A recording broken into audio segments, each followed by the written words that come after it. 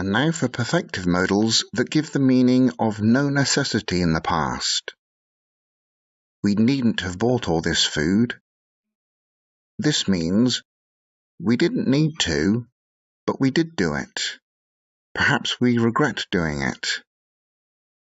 And in the question form, need we have bought all this food? It can have the same meaning as, did we need to buy all this food? But we did. Needn't have is not very common. Normally people say, did we need to buy? Compare these. Did we need to buy the food?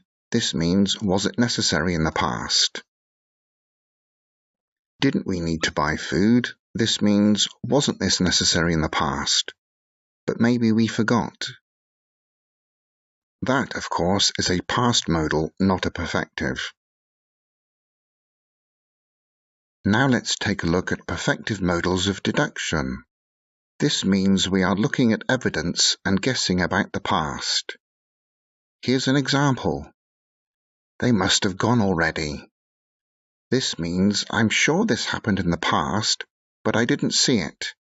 The evidence tells me, yes, for sure, this happened in the past. Now the opposite of must have is can't have for these meanings. They can't have stayed long. This means I'm sure this didn't happen, but I don't know, or I didn't see it.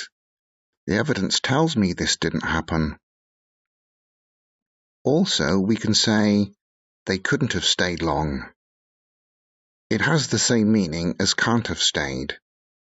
Note, there is no question form for perfective modals of deduction. Now we are ready to download the third Perfective Modals Practice PDF and answer the questions. And of course, check your answers to make sure that you can learn from your mistakes. Good luck!